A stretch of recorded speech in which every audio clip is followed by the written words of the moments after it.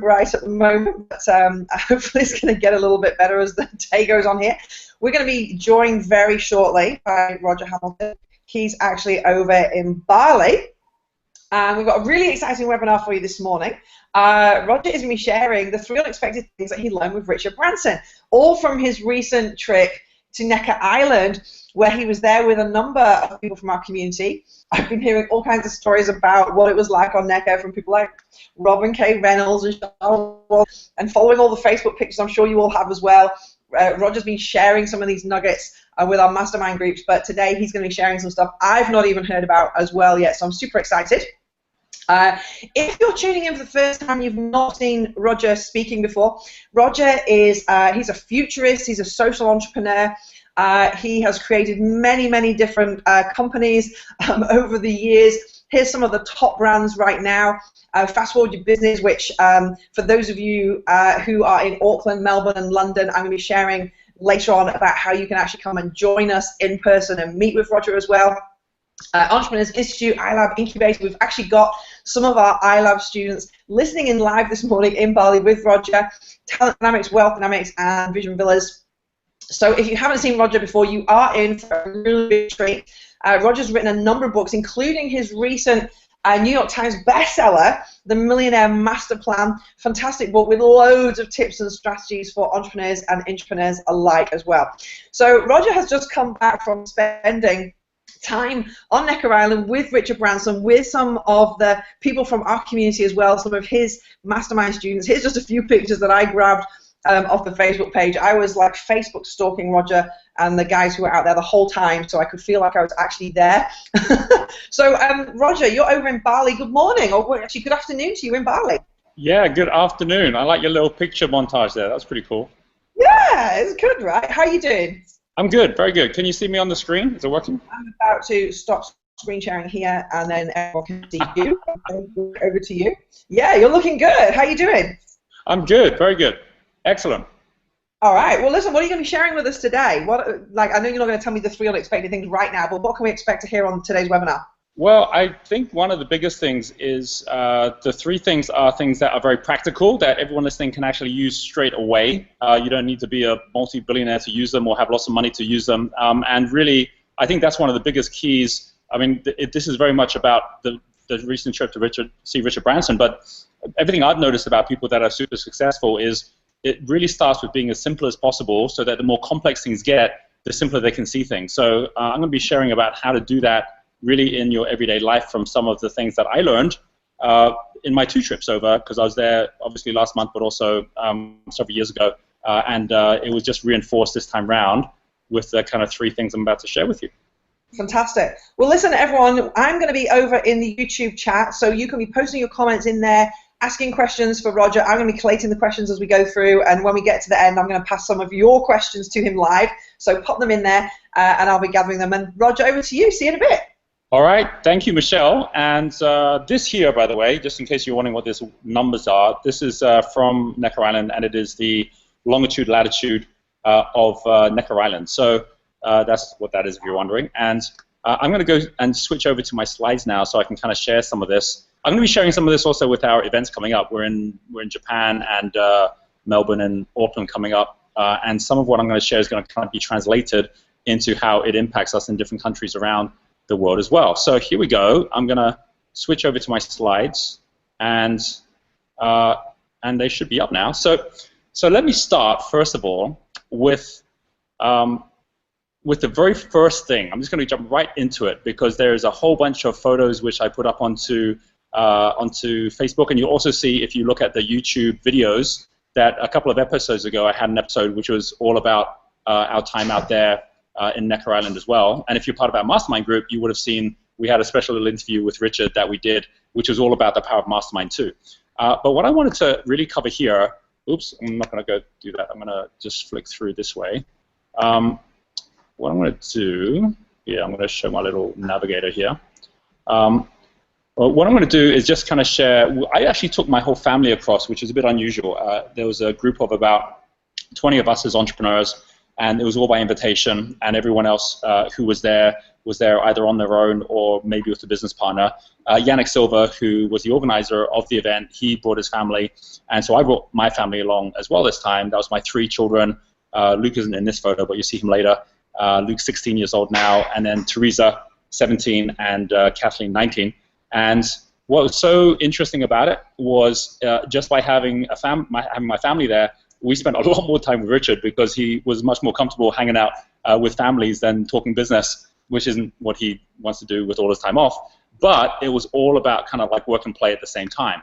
And the very, very first of the lessons, which the first things I would share, is the fact that what's so interesting is he spends all of his time asking questions. I remember this the first time when I actually went there, and the first conversation we had, he was just asking questions the whole time about, what do you do, how you're doing it, like, oh, if you're running non-profit sites, we're doing Virgin Unite, what would you do in this situation? And he does that with everyone all the time.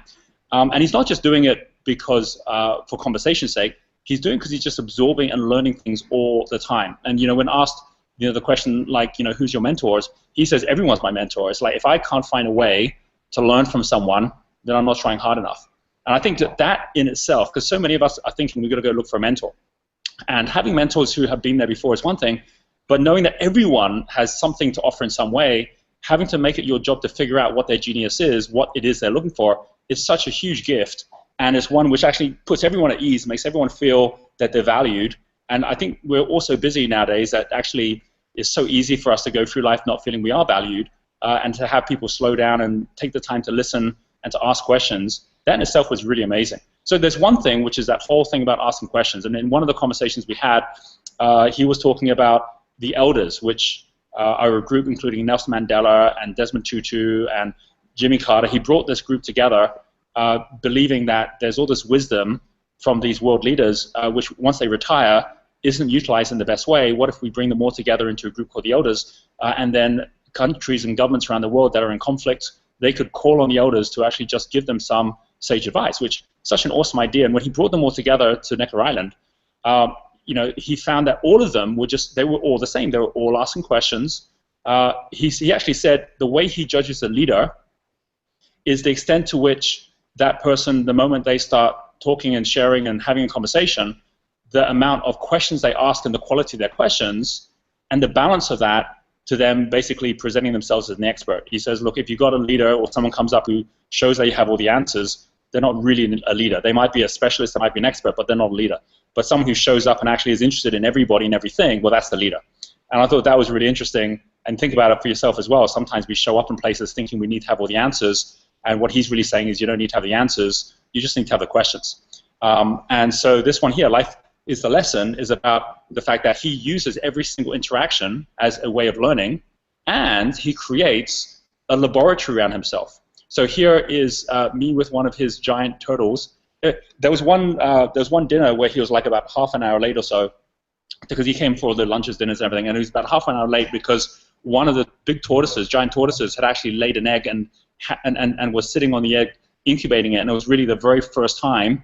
He was actually saying even on Galapagos that they're having a trouble doing this, and this is the first time this has happened on Necker Island. So he was just sitting there by the side with this big tortoise, just experiencing this, right? So what he's done is turn Necker Island into a living laboratory, which is how can you conserve great tortoises? How can you conserve, these are his lemurs, right? Lemurs, like he's actually, it's pretty difficult to actually, be able to incubate them, look after them, but he's actually created this entire sanctuary. I think it's one of the biggest in the world for all these different types of lemurs. And he's got vets there, he's got all of the tools to figure out how to do things better. He's got everything going solar, so he's aiming, instead of trying to go out and just petition everyone to go to solar, what he's doing is he's turning Necker Island into an example that others can learn from. So the whole idea that life is a lesson, if you think about that from the point of view of not just are you asking questions all the time, but also are you turning your own business or your own life into a laboratory? Are you actually learning by doing? Like, so you're actually out there all the time figuring out what are you learning from it and judging every day the success of the day largely by what you learn, what you did to improve yourself. And I think that one is like a super, and again, it's not like we don't all do this. We all do it. It's just that he does it to the nth degree. And that's one thing I learned is like, I think, well, I learn all the time, but the way that he was doing it made me think, okay, I can actually change the way I'm doing it too. And by the way, but at the end of these 3 lessons, each one, I'm going to share with you things that I'm actually now doing differently as a result of this learning, and things that I think you can do differently as well. Here we are in the actual temple. So this thing's called the temple because it's got 12 columns. It was designed for the elders, but the elders was really the first of the groups that Richard Branson brought together at the beginning of Version Unite, and since then he's brought a whole bunch of other groups together. So he brought together the Carbon War Room, which is all the top people looking at the environment and how to change that. He brought the whole Version Unite group, which is all about how to support entrepreneurship. There's a whole bunch of different groups that he's brought together over time, where each one of them, the goal is to find a way to bring together great minds that can go out and solve problems in a way they couldn't just on their own. And here we are talking about different solutions that you can have, having a network of entrepreneurs together. So, for example, here we have Yannick Silver. He runs the Mavericks. We have a whole bunch of different people here. Like this is Bobby DePorter, who runs Supercamp. Here's Shah Wasmund, who is running a entrepreneur network, Smarter, in the UK. So each person has their own network, and we brought everyone together to just brainstorm what we could do differently. Richard Branson's here, and as you can see, he's actually got his notebook out, and he's writing notes all the time on everything. And this is another thing about like life as a lesson. Is if it's a lesson, how are you recording that lesson, right? What's your journal look like? What is the notes you're writing? He says, I've kept a journal all through my life, but I'm now actually finding that I can use Twitter and Facebook as ways to track my journal as well. And he says, and it's great because when I post something there that I believe in or I'm thinking about, I know I can come back and see it later, but I can also see all the interactions of the millions of people around the world that are seeing that same thing as well. So he's actually using social media as a diary to keep on all of his learning and all of his views and his thoughts, and to get feedback from people as well. So most of us don't think of social media that way. We think about how we broadcast things as opposed to how we reflect on things. So I just add that as an extra thing in, is if you're coming not trying to be a teaching teacher, but you come in trying to be a leading learner, and every day you're just sharing your learning, here's what I learned today, or here's what I'm thinking about learning, it just brings the right people onto the journey with you, because those people are also looking to learn and see what you're learning, right? So there's a whole element to that and how that gets linked together, which I think is really powerful. And there's another part to this, which is as well as using the energies of everything around you and creating an environment of learning, creating spaces where others can come and learn as well, and at the same time, actually out there, this is Luke here, so this is my son. We got up early in the morning. Every morning, Richard Branson gets up like 6 in the morning to play tennis, and he plays it with his coach partner, who's here. This is Jeff Walker, who set up the product launch formula. So he's one of the best known in terms of educating on online programs. His formula has been used to create something like $500 million worth of value online by different people using it. And so he teamed up with Luke, my son, and played against Richard and his coach. And it was just great seeing how he treats every moment to say, am I getting fitter? Am I learning about a new skill in some way? Am I improving myself? So he's always doing that. Like here we are about to go out kiteboarding. And for Luke to have a chance to go kiteboarding with Richard Branson, for us to be going out there and experiencing that. Here's Richard Branson about to go out there kiteboarding. He actually on this one, he's way better than I am, and than Luke is. He goes and actually kiteboards around the entire island. And again, there's a whole element to him at the age that he's at, having learned kiteboarding and always learning new skills and always pushing himself further. Where when I say life is a lesson, it's not just about learning about things around you. It's not just about learning about what other people are doing. It's about learning about yourself. It's about self-mastery and what can you learn as a new skill. What can you keep going to think differently? There's one thing that he said in the past, which was the best thing he can do for his business is go to the gym. It's like if you actually are creating a holistic view on everything about yourself, and that makes a huge difference. It's like here we have iLab, and the biggest learning doesn't happen by sitting down all day. It happens by moving around. It happens by going, experiencing other things, and integrating and weaving that into what you're actually learning intellectually as well. So it's the physical, it's the intellectual, it's the spiritual, it's the emotional. And then the end point of all that, again, talking about the nth degree, is a lot of us have gone out and tried different things, but when he does it, he says, what would it take to be like world class, right? What would it take to be better than anyone's ever been before? What would we need to do? So here is an article about last year. He hit the record by being the only one with 3 new world records in the Guinness Book of Records. This was last year. Like so, and he had in here the oldest person to cross the English Channel by kiteboard. And by the way that happened was he was with his son, and he basically challenges his son every year. He says, let's go and do something which has never been done before. And they figured out they could actually kiteboard across the English Channel, and that hadn't been done before. It had been done, but by not someone as old as him. It's like, okay, that'll be one of the things I'll do. He had his reality TV program, and even though that didn't break records itself, he happened to be the richest presenter because he's worth $3 billion compared to Donald Trump's $1.5 billion. And the third thing was he had the most followers on LinkedIn. He had like 1 million followers. So it's 3 totally separate things that he ended up hitting the world record for. And you can see there's a whole bunch of things all the way back to 1986, before he was a billionaire, where he already was out there stretching himself to see what was possible. And of course, a lot of this has become part of his character and his persona, the fact that he's always stretching himself to the next level as well. So I bring all that in because this is all about learning by doing. It's not learning from books. And I want to come on to that in the second one as well, because there's some really key things that happen there.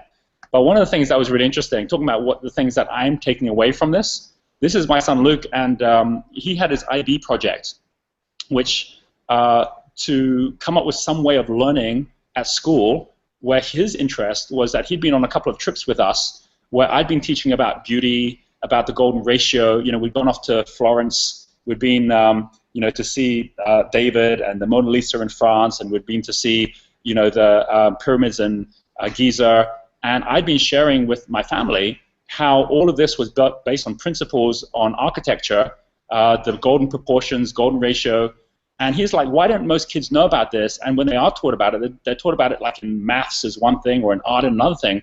There must be a different way here. So he made his project about building a bunch of blocks that were all designed in the golden ratio, and they're called the Fibonacci blocks, so they're based on the Fibonacci series. And what was so cool about this was when he went through this process and did all the learning, and I worked with him on it as well, and then came up with it, it got so well received by his examiners that now the International IB magazine is going to be interviewing him this coming September for their magazine as like a great example of an IB project, which actually brings in all aspects of really physically learning, you know, having hands-on experience of it. And for me, this is what it's about. It's about how do you actually start getting into learning by doing projects. And in this case, this isn't even something to do with business, but now it is, because he's now going to do a Kickstarter campaign. He's already got lots of orders from people that want to buy it. He set up a website to buy it, to sell it. And so this is like a perfect example. And by the way, this block, all of this, reason this is here, this is in the temple in Necker Island, is that Luke brought one of these sets along to show Richard Branson. It's ended up becoming a gift, which is now in the temple, so it's still there today, that we left it there, and who knows who might be playing with this in the future. So one thing is what you can do with your family to just bring this whole concept of learning by doing it with the family, and that's one thing that we're going to do more and more of. Second thing is we also have our groups that come to Vision Villas. So what Richard Branson has in Necker is like a learning resort. And within Entrepreneur Resorts, starting with our one in Bali, the whole idea is how do we also create that learning environment where you're having fun, where you're getting connected to others, and that's something that we're so committed to extending now, and we'll be having a series of resorts now outside of Bali in other parts of the world as a result of the kind of inspiration from these visits going off to Necker Island and seeing what Richard Branson is doing.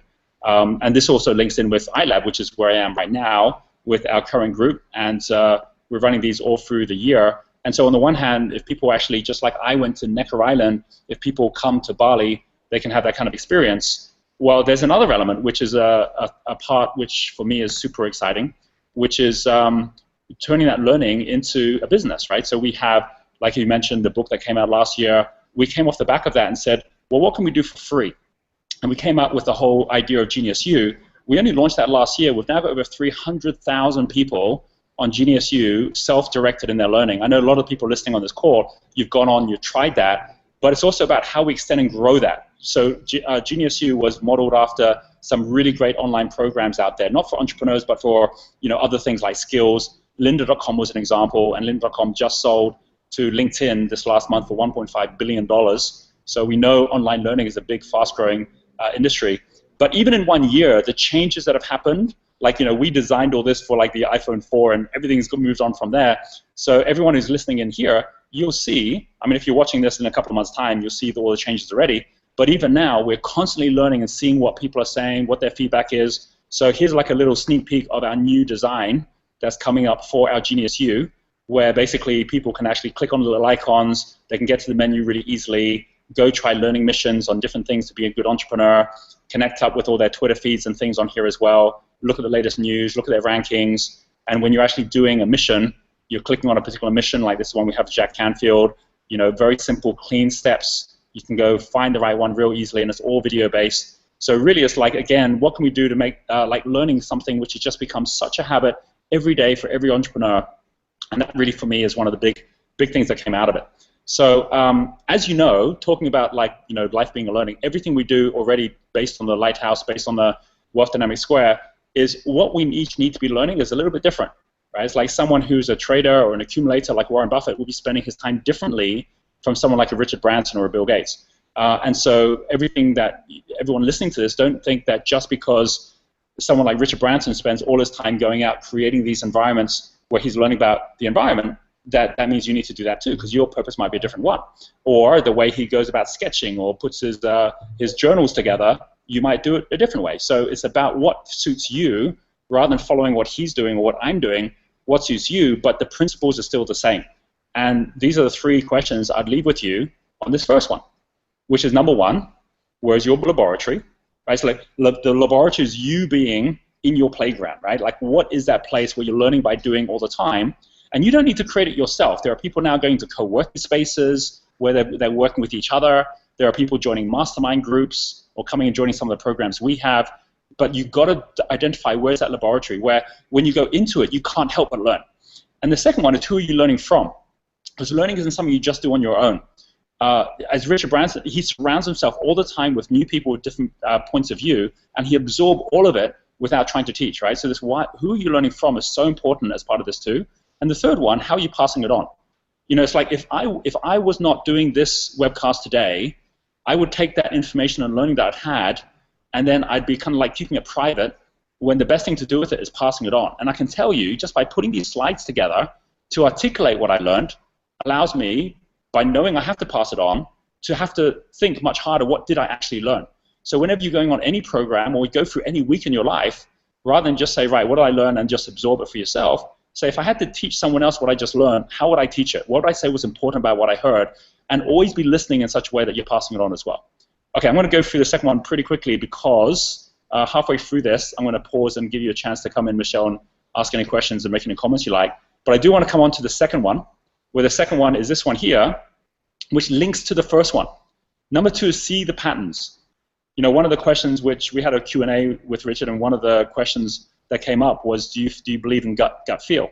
And what he said was, I know I use my gut, but I wouldn't call it gut feel. I'd probably call it intuition, but I wouldn't even call it intuition. I call it like informed intuition. I'll ask enough questions and I'll see enough of a pattern that once I can see the pattern, then it's just instinctive to know what to do next. But if I don't have the pattern yet, then I'll ask more questions first. So there's an element to this which is likening entrepreneurship to music more than reading a book. It's not about what the steps are. It's about, do you know where you are in the tune, or do you know where you are in the orchestra, or like a sports game, right? It's like in a game of football. Are you already doing unconscious mastery by having played it enough times that if someone throws you the ball, you know exactly what to do with it? So entrepreneurship is very much like that. It's about practice, practice, practice, but you're not practicing to get the same set moves. You're practicing so that you get to know how you operate and what the different impacts are of putting certain triggers within your business, right? So this is a test and measure all the time, and he's like a master at that, right? So as an example, here we have Virgin Unite who came in, and Virgin Unite was sharing about some of the things they wanted to do, which was to go out there and impact entrepreneurship, and we were also sharing some of the ideas that we had, and Richard was listening to some of these different ideas, and you could see that he got more excited about some than others. And I shared one idea, which was part of a program that Yannick Silva is creating called Vision 2020, which is, can we come up with 20 different missions that can actually go out and impact the world over the next 20 years? And I said, well, if it was up to me, the mission I would champion would be one to create an entrepreneur apprentice platform. And the way it would work is that when you're leaving school, you would have a third option. It wouldn't just be, do I have to get a job or do I go to university? It could be, do I become an entrepreneur's apprentice? Because to say just go start a business isn't realistic, because most kids never got taught how to start a business, so they're going to fall over. But if they actually get with an apprentice, which is pretty much how things used to work 150 years ago, when everyone was under some kind of apprenticeship, then they'll learn by doing. And the moment I shared that, straight away, Richard was like, I want to support that. In fact, I'm going to commit right now that within the next couple of months, I am going to have my own apprentice here on Necker Island, because I should have been doing this. In fact, this is how I learned. I learned by just kind of like following others and learning from others. And there's way too much debt at the moment on student debt. We shouldn't be having kids go into debt to learn. We should be having them earning while they're learning, right? Which we all totally agree with. And he said, well, how would it work? And I said, well, it's up to me. It wouldn't just be about having an internship program where people just ended up sitting somewhere and making coffee. You would have micro degrees where someone could learn, how do I start a crowdfunding site, or how do I put a mobile site together, or a website. And the person who's going to apprentice this person could sit down with the student and say, look, these are the 3 that will help my business the most. Go do those micro degrees over this next year. As you're doing them, apply them, and then you qualify by actually doing it. So it's not about learning, it's about doing it. And then he said, well, we've got a whole bunch of those as well. We can add them all in too. And we just, straight away, by him seeing a pattern and a missing jigsaw piece to what he was doing, he got the whole Virgin Unite team excited about it as well.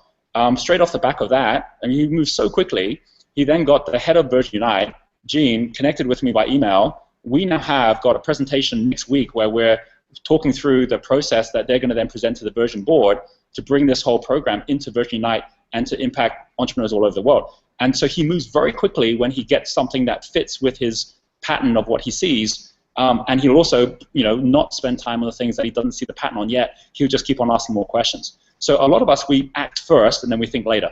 But by actually saying, like, the pattern's the most important thing. How much am I seeing that pattern?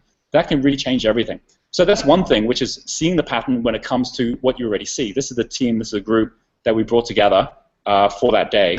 I had to show this is a slightly different one. We did a great race all around Necker. This is half the hot tub. This is the bar over here. You can see everyone's all squashed in here.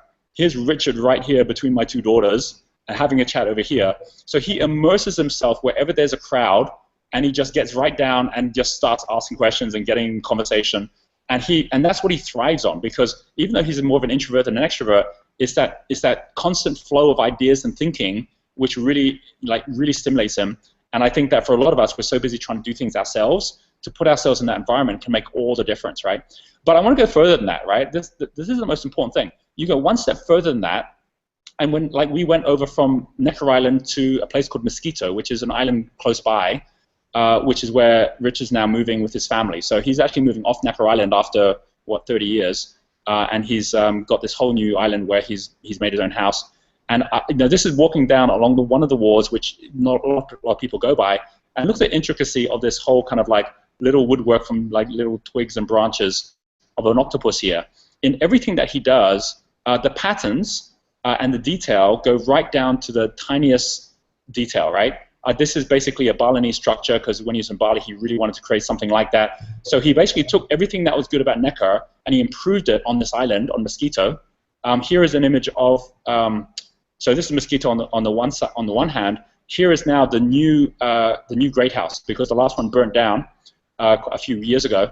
And there was a story talking about patterns. There was a story that got shared by the general manager there. And he said, when we asked him the question, what would be one story that really stuck in your mind in your time working with Richard Branson? Because he's been there for like 4 or 5 years, I think. And he said the one that sticks in his mind the most is when the Great House caught fire and everyone was in such a panic, and they didn't even have internet or power or water for a couple of days. It was like on about day 2 that they were trying to fix all this stuff up.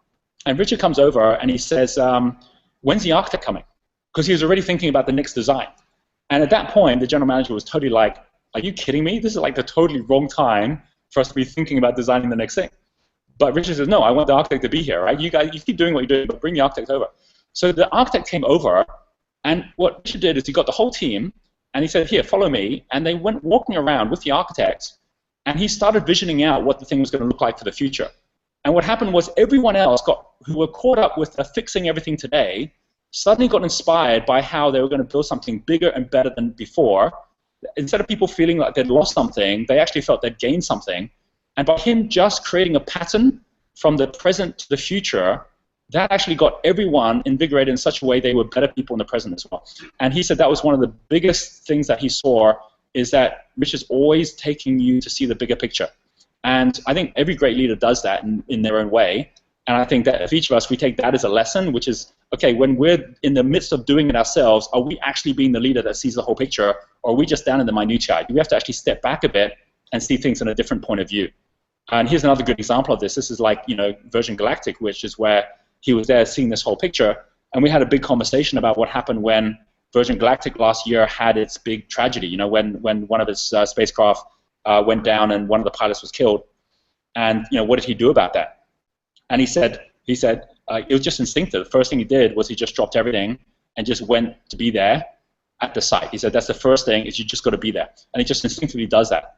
And he says once you're there, the first thing you do is take care of the people that have been impacted, right? He said he was the one who actually contacted the family, spoke directly, with the wife of the pilot, went through the hard times first, but with them, and then as quickly as possible from that, address what was going to happen next, right? But do that first part first. Just deal with it, but deal with it from the point of view of compassion, and deal from the point of view of being a human being. But the moment you've gone and made sure everyone's okay, then make sure everyone's okay with the bigger picture as well. And he then had those more difficult conversations about what went wrong, how they're going to go forward, and he came out basically sharing with everyone, hey, if you want a refund, you don't want to be part of this anymore, we'll refund you. But he was sharing that by him going out and doing that, while they had a number of people who wanted a refund, so they didn't want to go up anymore, he had so many more people book up as a result. It's like the intake went up massively because they had so many people now supporting it and saying, no, we're going to vote with our dollars to say we believe this should continue to happen. And he was getting contacts from all sorts of people that he'd never been able to convince to go up, who suddenly were wanting to go up. So there's an element, again, to the pattern being about time as well as the pattern being about space. And so what am I doing with that information? Well, first of all, we did something on the last day there at NECA, which I do with my family, which is called Magic Time. And again, I'm starting with the family first. And with Magic Time, we get all of us together. We've done this since the kids were like 7 or 8 years old.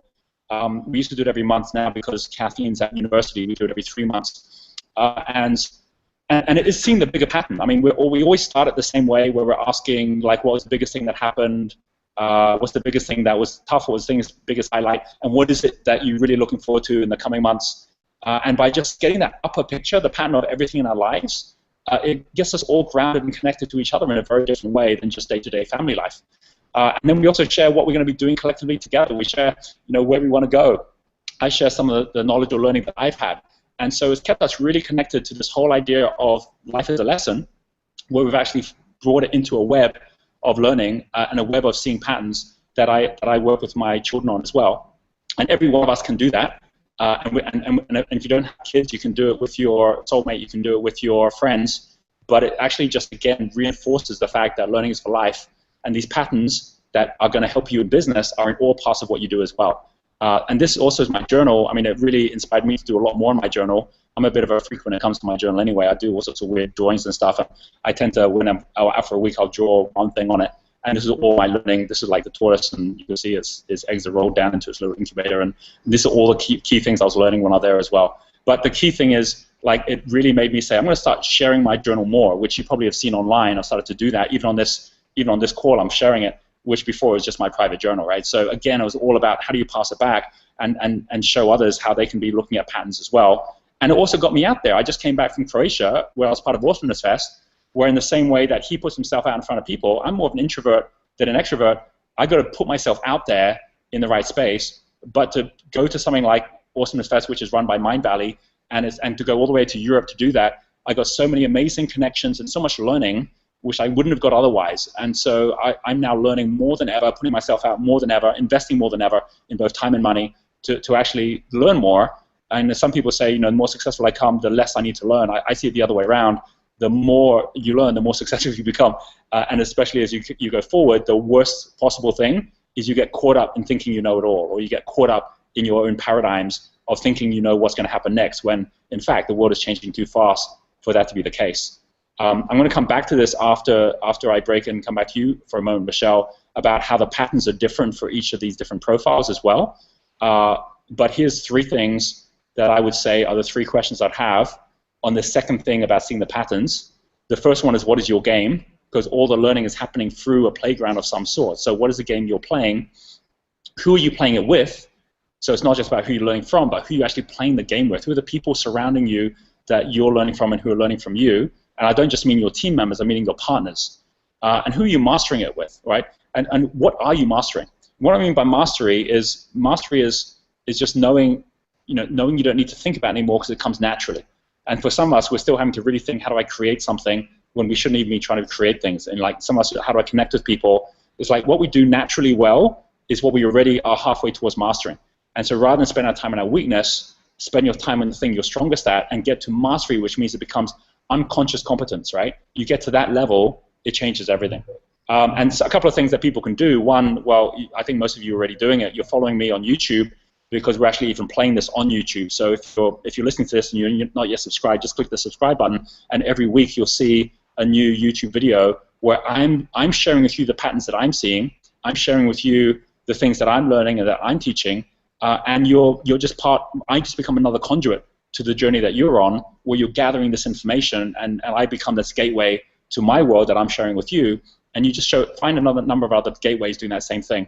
And the other one, obviously, is that I'm actually showing up in different places too, and sharing this in the experience of us getting together, and that's obviously what the fast forward is about and what we're doing right now as well. So, Michelle, I'm going to stop sharing my screen and come back over to you. Hi, wow, this is so cool.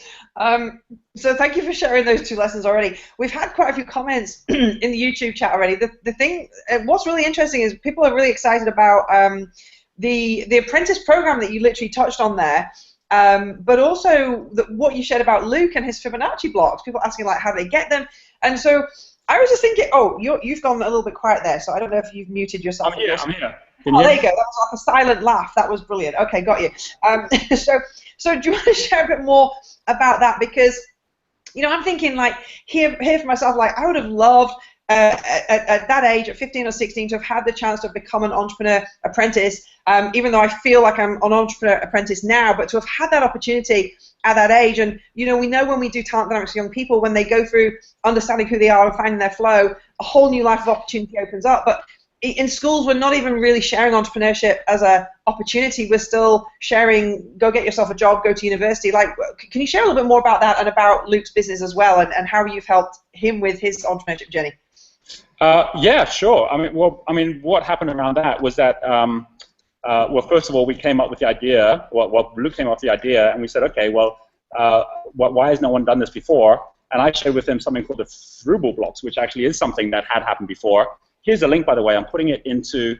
So if anyone wants to order it, Luke's. These are actually designed by craftsmen in Bali as well. So he actually went out, found the people that could actually make these, put it all together. And if I share my screen with you in a moment, I won't spend a lot of time on this, but I'll give him a bit of play on this because it is pretty awesome what he put together. But what I'll do is I'll just show I think he's got instructions and things. Where is it? There's a booklet they put together as well. I'm not sure if I've got it here. Oh, I do. Okay, cool. Here it is. Okay, so you can't see my screen yet, can you? Hang on a second. Let me just pull it up. All right, so what he put together here, which is kind of groovy, is, I'll share my screen. Okay, I'll share my entire screen, so it might look a bit messy for a moment. But okay, you got it? Okay, so here's the website, by the way, FibonacciBlocks.com, and you can see here, he's actually put this whole thing together. So he got the whole URL going, he got the whole, putting this thing up, he shows, here's all about him and who he is. Here's how the blocks are assembled, so they actually create a golden spiral when you put the blocks together, and then it goes through basically how the whole thing works, and he's got like how the Frugal blocks, which was basically, Frederick Frugal was the creator of the kindergarten. So if you've heard of Rudolf Steiner or Maria Montessori, they were his students. And he basically had students like Albert Einstein, Buckminster Fuller, Frank Lloyd Wright, all the cubists like Paul Klee, Johann Itten, and all those guys that became very famous. They all were in kindergarten with Frugal blocks, which was a way of learning using these blocks, which weren't in Fibonacci dimensions. They were just in basic sizes, but it got them all to be thinking in 3D, and then you ended up with like people like Albert Einstein thinking of light in 3D, right? Or have people like Buckminster Fuller who actually created so many amazing things. He had Buckinghamshire actually created the geodesic dome while he was like at kindergarten at like 5 years old. So it's just nuts, like how they started thinking differently. So Luke was like, well, if he can do that, then I can do the same with Fibonacci blocks. So that's what he created. And you can see here he's actually done all the studies, all the research. And then what happens when you get the blocks is you don't just get the blocks to play with, you also get his guide, where this is the booklet that he put together, where the booklet actually has, all about, how the whole thing works, who he is, how to put the blocks back together, because some people can't figure that out. And then basically all the kind of patterns, right? It's all fractal patterns. It's all based on nature once you start playing with this, and he's kind of got all that in here as well. So you get educated about it all, showing how the Apple logo is based on the Fibonacci series, it's a sequence that was put together. So you really learn a lot, but more importantly, you have fun and you play with it too. So that's what it's all about. So I think like this idea of having an entrepreneurship apprentice program is just awesome for young people. But even for us, like whatever age you're at, like for me, I know the way that I've focused at being an apprentice is to come along to the events. You talked about, where is your laboratory? I make sure I'm showing up to events. I make sure I'm getting as much learning as possible. So I want to share with everyone an opportunity where they can come and be at our laboratory as well. So I'm just going to screen share on my page again here now at the moment. And we're going to talk a little bit about the upcoming program, which is the Fast Forward Your Business event that we've got coming up. So if people want to actually come along and be there live and connect up with you as well, we've actually got 2 events in the next couple of weeks. Can you see my slides there now, Roger? Has that come up okay? Yep. All right, great. So we've got 2 events where you can come, you can be, I would say, at the laboratory, which is the Fast Forward Your Business event. We've got Auckland on the 6th and 7th of June. We've got Melbourne on the 13th and 14th of June. We've also got London coming up on the 12th and 13th of September as well. Do you want to share a bit more about what happens over those 2 days? We've moved it from a 1-day program to a 2-day program. Tell us a bit more about what people can expect, and then I'm going to share an opportunity for those that want to come and join us. They can just book their tickets today with us. Okay, well, the first thing is I would say interesting spelling of Auckland there, but oh yeah, look at that! Yeah, but so first time we've been to New Zealand for like about 5 years, so it's going to be really exciting going back there. And then Melbourne's our biggest event of Australia. We just had 2, which had like over 1,000 people, and this one's going to be bigger. Like it's going to be. The reason we have 2 days is that we go through the top 10 trends, like how your business is going to be impacting. But we have a lot of fun as well, right? So like everyone gets connected with each other. We share opportunities. We had actually a selfie competition at the last one as well, which is hilarious. But the key thing out of it is that if you're in business or if you're looking to start a business and you're wondering, am I going to get left behind by all the changes going on in technology and so on, this one is basically it's a really practical way of pretty much doing everything we're talking about here, which is creating the right peer group, the right laboratory, the right way to make sure that you're constantly learning and ahead of things. Because I can tell you, we didn't learn to think this way at school. It wasn't learning by doing. It was much more learning by rote or learning by books. And so we have to retrain our thinking to be as curious as the kids are today in the way that they go about doing that. And the only way to do that is to get out there and play. So that's really what it's about, actually getting back in and getting, sleeves rolled up and like saying, well, how would you go about redesigning your business if you knew you could, if you knew you couldn't fail? What would it look like? Where would you want to be 5, 10 years from now? And what we have out of it is massive breakthroughs. That's why I love doing it. We've done it for 5 years now, and it's just growing bigger and bigger each year. So if you can make those ones, definitely come. And we also have the ones later this year as well. But definitely starting with Australia and New Zealand, if you can make those, I'd love to see you there. Yeah, well, they're just a couple of weeks' time, so and I'm excited. I'm coming out to the events as well. I actually turn up to as many of these Fast Forward Your Business events as I possibly can, because literally the content that you're sharing is changing from day to day. And if you want to have the right laboratory and you want to find a way that you can actually be finding the right game, how to play that and mastering it, this is a great space to be at. So I just want to share an opportunity for those of you who do want to come. If you want to be there, meet with Roger, connect up with all of our community as well, come and see us. We've got a great opportunity for you to do that today. It's only for the people who are actually here on the webinar. Normally the 2-day ticket is $39, and you get all the bonuses which are valued over $4,000. So you get copies of you get a chance to do the Millionaire Master Plan test. So Roger was sharing about the Lighthouse and the continuous learning. We give you $2,500 worth of vouchers that you can be using against products. You get the entry into the Genius U University that we were talking about, and all of these other the 12 months of Genius guides as well. Now, normally, as I said, the ticket's $39, but if you want to book up today and come to either Auckland or Melbourne or indeed the London event, you'll see that on the link when you click through as well. The first 40 people who want to do that today, we're going to give you 2 tickets for the price of 1, so you can come. You can bring a guest with you as well, all for just $39 for the whole 2-day event.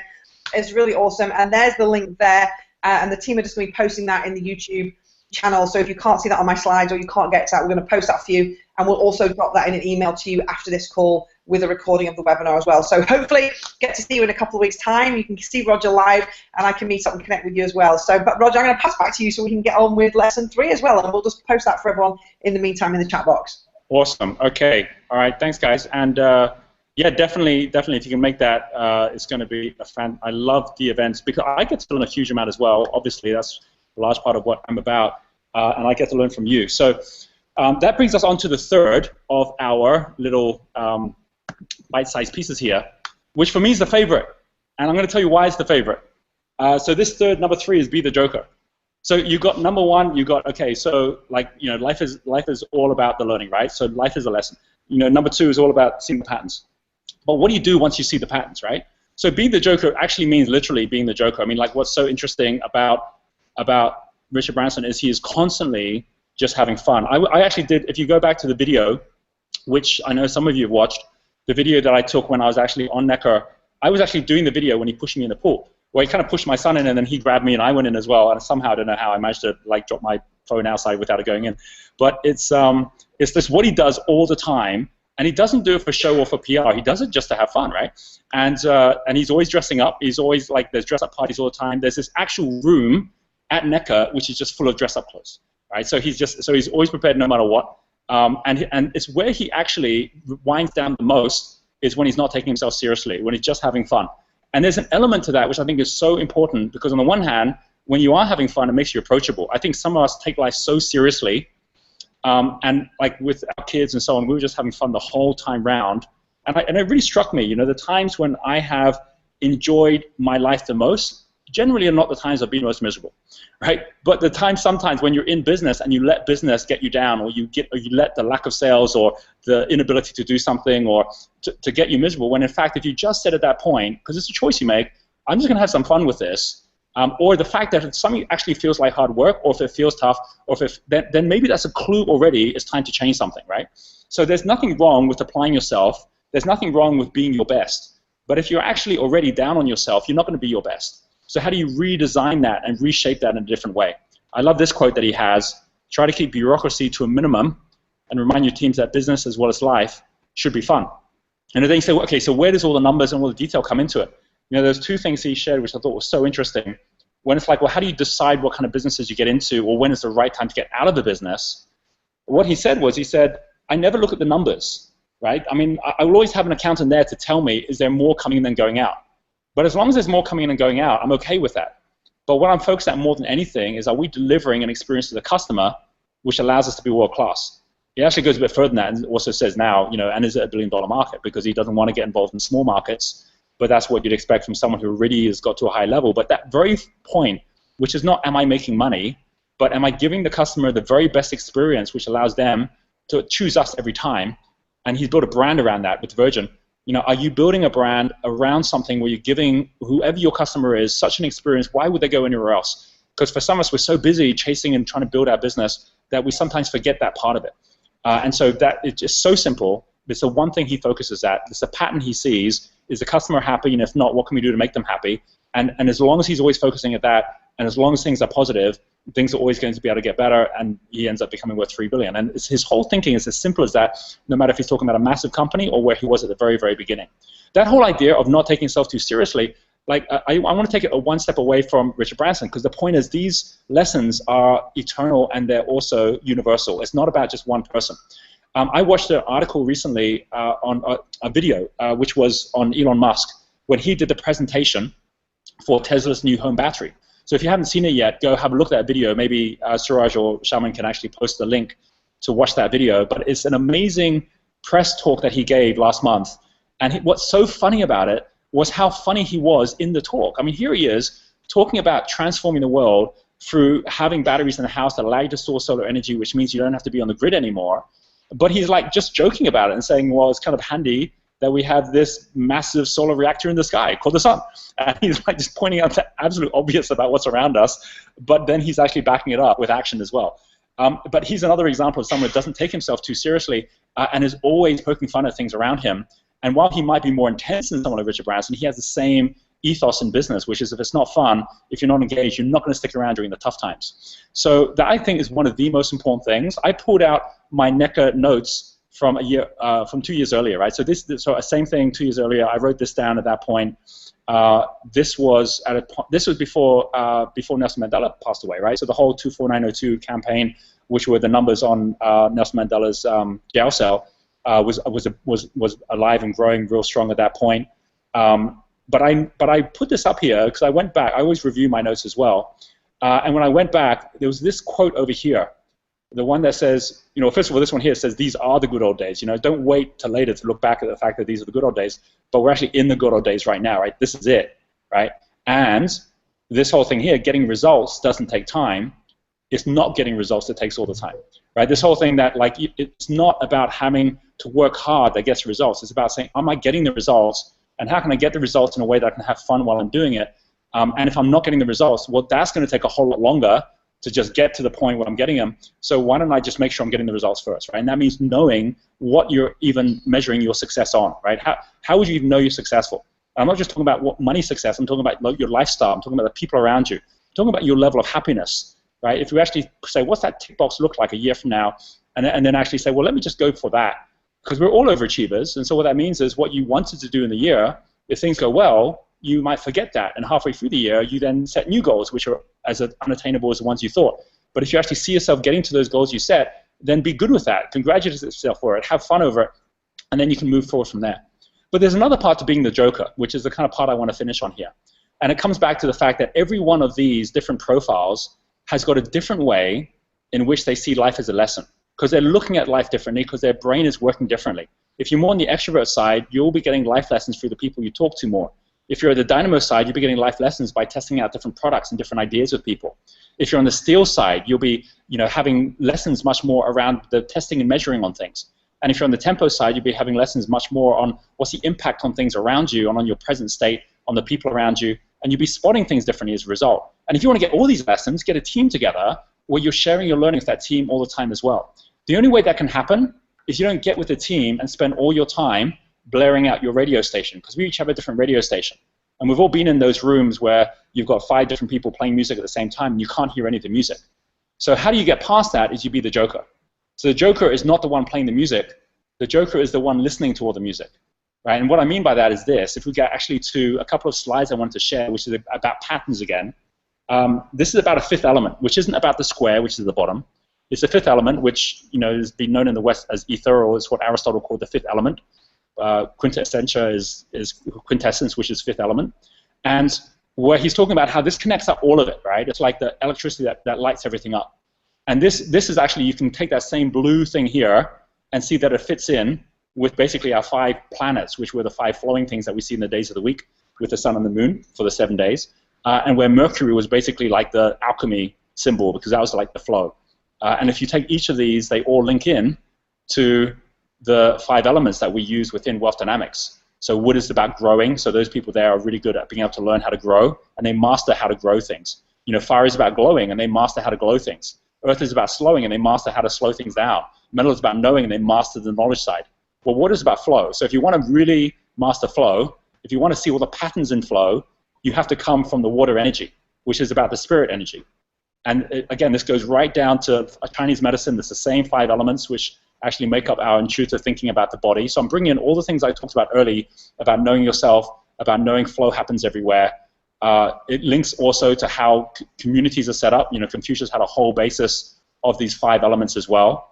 It links up to the 5 vowels that we have within our alphabet, and it also links up with a pack of cards. And it's really interesting because in a pack of cards, we know if you're playing a game of cards, you might have the clubs, which is the clubs is very similar to the spring energy, right? It's like the clubs or the head in the clouds is like the symbol of the tree, right? Or you might be the spades, which is the earth energy, right? Which is the symbol of the spade. You could be the hearts, which is the fire energy, which is obviously the symbol of people. And you've got diamonds, which is symbol of structure, which is the metal energy. And you might be really good at any one of those or have teams around those as well. But one thing trumps all of them, and that's a joker. So when I say be the joker, but the reason Richard Branson isn't trying to push his agenda on anybody. Like even when he has a team, he doesn't say, this is what I want you to do. He says, what do you think you can do? Is that he's just being the joker. He's being able to kind of like come from a place where he's neutral, but he's listening. And whenever he needs to play the cards, he'll trump everything, right? And that, I think, is the most powerful part to this, is that most of us, we think we're holding on to an ace of clubs, or we think we're holding on to king of diamonds, and there's all this anxiety, am I going to win the game or not? But you have a set of jokers, you can't lose no matter what. And that just comes from being in that space where you're saying, whatever happens, I can connect with this suit, I can connect with this card. And the moment you come from that place where you can connect with each person, no matter what their genius is, and you can see the genius in them and bring out the genius in them, then you're on the right track. So that's what I see as the final part of this. There's a hero's journey, which is something that Joseph Campbell talks about, which also has the 5 steps. And this is when we link it onto time. And the Joker is about the application. It's about going out on journeys or sending other people out on journeys, which is pretty much what Richard Branson does with each of his 300 companies. Each one is on a journey. It's an enterprise, like USS Enterprise, boldly going where no man's gone before. But he's basically the one that can keep on bringing it back to reality to say, this is what this means to us. This is what we can do with this information. And he's always making that connection between head in the clouds and into the ground, which I think is so powerful. So I just bring that in as well, is that so many of us are so busy trying to do things, we can start actually just relaxing a little bit, relaxing into it, and going with the flow, but doing it in a way which is natural to us. So Be the Joker is all about these 3 questions. Where do you have the most fun? Because if you're doing something that is fun and that you love, you're not going to feel like it's hard work. What trumps everything? In you, what trumps everything? Because you're going to have something with your creativity, whether it's your blaze genius, your people side. What trumps everything that you should spend all your time on by getting into a team with others working on the other things? And then the best bit is the 3rd bit. What's your next trick? I love magic, right? I love playing magic. And some of you have been to Division Villas, you've seen that. But it's always about what, it's never about the trick you're on. It's about what's the next trick you're going to do. That's what makes it fun, makes it exciting. And you know a trick's a trick when people around you experience magic, when people around you just have a sense of wonder again, that anything's possible, and it allows them to then imagine a new world in a different possibility as well. 3 things: life is a lesson, see the patterns, be the Joker. And with that, I'm coming back to you, Michelle. Oh, great. Well, I'm looking forward to seeing your next trick when I come to Bali next time. Awesome. Oh, thank you so much, Roger. Look, there's some questions coming in, so I'm just going to grab some of these now straight from the YouTube channel. We got a question here from Simon Whitefeather. He said, would you say that Richard's amazing ability to inspire collaboration comes through his desire to learn from others and his interest in people as much as his enthusiasm for life? Is that a question? Yeah. Oh yeah. No. The answer is yes. I mean, absolutely. I think there's a huge part to this, which is if he wasn't having so much fun, and if he was taking himself more seriously, I mean, I think anyone in any situation would be able to find way more things to find at fault. Way more. I mean, there was one thing that happened where someone was making a comment to one of the Virgin Unite girls to say, hey, maybe you should go for mobile, and she was like, yeah, we haven't done that yet, and maybe we should. And he goes, yeah, you should. And then he kept on persisting with the same line. And Richard just butted in, and he just kind of said, hey, I think they got it, right? They got it. And his whole thing is like, don't ever make anyone feel bad or wrong for anything. There's always a way to come to it privately later, but just kind of like, put out possibilities and let people guide themselves, because the moment you take away that encouragement to grow and that excitement in their own lives for what they're doing and how they're doing it, then they're only going to be half the potential they could be. So 100% it's about that combination of these things we're talking about together, but more importantly, it's about surrounding yourself in an environment with others where you're passing that on as well. No good you feeling good if you just made someone else feel bad. Yeah. Okay. All right. Great. Ella's our 3rd question. So Ella has said that she's a single mom and she's really struggling to get some more time to expand her business. So what she wants to do is establish an organization to create artificial family for single parent families to give education, so they can have real out-of-the-box thinking. But she's struggling. How does she actually free time to expand her business? Any tips and ideas for her? Yeah, definitely. I mean, the first thing is the way Richard Branson would do something like that would never be to start a company to say, here's what I want to do. He would always start by saying, who out there already is doing this the best in the world that I could go and serve, that I can support? When he started Virgin Galactic, he didn't say, how do I get a rocket into space? He says, who out there is already doing this? And they had the X Prize going on at that point.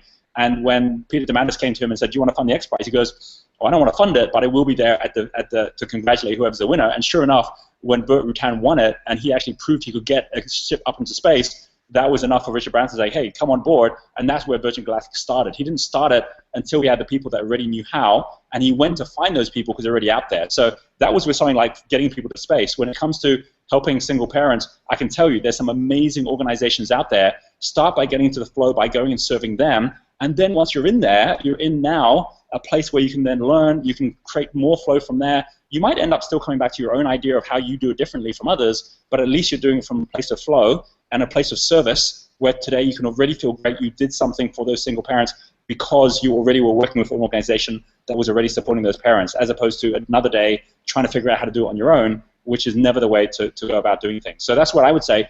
Like, don't keep trying to do it on your own. Go connect to the ones doing it well, and then once you start serving them well, then you can start adding in your own ideas to that as well. Great, thank you. I know I've had a couple of questions for people about the tickets, so I just want to confirm the 2-for-1 tickets are for all the events there. You've got the Auckland event, the Melbourne event, and the upcoming London event, which is on the 12th and 13th of September, so you can go in and book that. We will be sending out a recording of this call for those of you who, those of you who've missed it, you're listening to it obviously later, but those of you who've been watching it and I know wanted to get a recording as well, we're going to be sending that out to everyone today with a reminder of how you can book those 2-for-1 tickets. That's only open for the next 24 hours, so do log on and get that straight away so you've got your tickets. And Roger, really looking forward to seeing you in just 2 weeks' time over in Auckland. Thank you so much for taking time out today, and we'll say goodbye at that point, so thank you so much. All right, thanks a lot. And thanks, everyone. Awesome. Thanks for Suraj and Penny organizing as well, and see you guys again soon. Bye. See you soon. Bye.